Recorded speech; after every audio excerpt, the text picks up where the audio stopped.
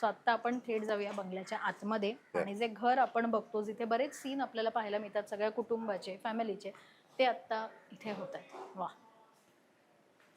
So या हॉलमध्ये आपल्याला बरेच जास्त खूप जणांचे जेव्हा सीन असतात तेव्हा कदाचित इथे आम्हाला ते पाहायला मिळतात. सो आता इथे हॉल तर आम्हाला दिसतोय पण हा हॉलही असा स्प्लिट होतो की आज इथे काहीतरी वेगळं शूट करतोय, आज ही काहीतरी वेगळी रूम दाखवली असं. सो हा आत्ता तरी हॉलचा अख्खा सेटअप लावलेला आहे आणि मी तेच कंटिन्यू करतो जे मी तिकडे सांगितलं होतं की जी वायर्ससाठी जी जागा होती आता हे जे आहे हा जो अख्खा सेटअप आहे तिकडे एक अशी फ्रेम केलेली आहे ना.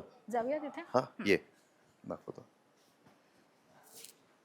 सो ही ही एक वॉल क्रिएट केलेली आहे आणि हे अख्खं बुकशेल्फ वगैरे ह्या सगळ्या गोष्टी आहेत आणि ही जी इकडे आहे हा ऍक्च्युली दरवाजा आहे एक. हा जर ढकलला म्हणजे तो पुश करायला लागतो. हा त्यांनी खिळ्यांनी आत्ता आत्ता तात्पुरती ठोकलेला आहे. ओके.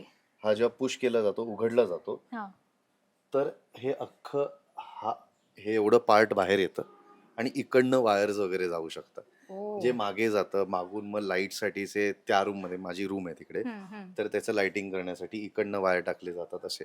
सो दॅट हक्का हा परिसर रिकामा राहील. सो तो पण एक ती पण एक मॅजिक आम्ही केलेलं आहे. सो आता मुंबईत शूट करतोय तर जुगाड हा शब्द सगळ्यांनाच माहित असेल. तर शूटिंग आणि प्रोडक्शन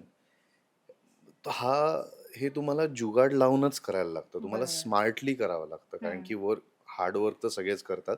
शूटिंग मध्ये स्मार्ट वर्क खूप गरजेचं आहे.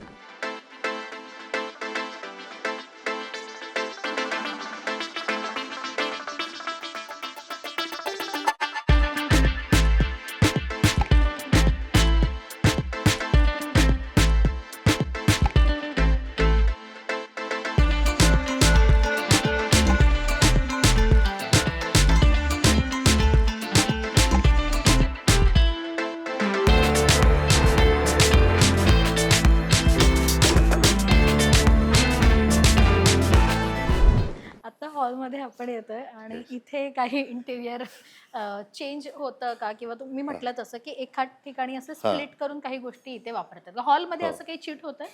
हॉलमध्ये फक्त होतच. रूम्स मध्ये होतंय? नाही नाही हॉलमध्ये पण होतं कारण की आता ही खूप मोठी जागा आपल्याला दिसते आणि ती मोठी जागा फक्त एकाच लोकेशनसाठी आपण नाही यूज करू शकत.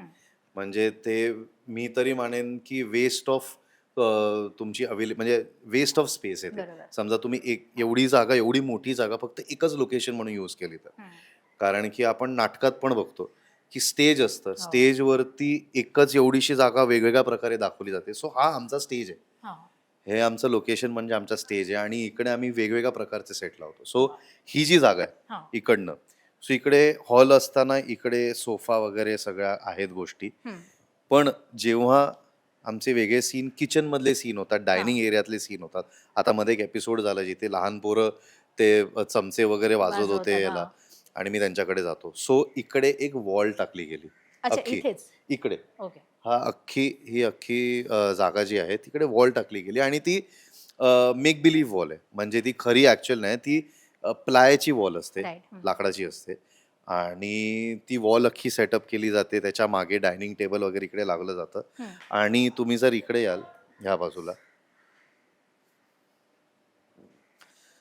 तर आता इकडे हा हॉलचा अख्खा सेटअप आहे आणि ही जी जागा आहे जी माझ्या आईची म्हणजे सुलक्षणा सूर्यवंशीची ही जागा असते.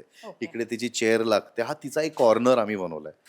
सो ही जी भिंत जी दिसते ती पण खोटी भिंत आहे. हे ऍक्च्युअल नाही हे पण लाकूडच आहे. म्हणजे एक प्लाय आपण ज्याला म्हणतो तो प्लाय आहे हा अख्खा. ह्याच्या मागे ओटा आहे. ह्याच्या मागे ऍक्च्युअल भिंत घराची आणि त्याला लागून ओटा आहे. तो ह्या भिंतीच्या मागे पण ओटा आणि खिडकी आहे. सो जेव्हा डायनिंगचा एरिया वगैरे लागतो तर ह्या वॉल्स काढून एक ओटा इकडे टाकला जातो. मागे पण ओटा असतो. सो अशा प्रकारे इकडे हे क्रिएट केलं जातं आणि सो ही वॉल जी आहे ती तिकडे लावली जाते. मग हॉलचा सीन असेल तर ती वॉल काढून इकडे शिफ्ट केली जाते. आणि ह्याच्या मागे जे आता तू म्हणालास ते आपल्याला कदाचित कॅमेऱ्यातनं थोडंफार दाखवता येईल. सो आपण ते दाखवायचा प्रयत्न करूया. इकडे ह्या जागी ह्याच्या मागे जर बघितलं तर अख्खा ओटा काही सामान पण ठेवलेलं आहे. तर या तुम्हाला दिसेल खिडकी वगैरे सगळे.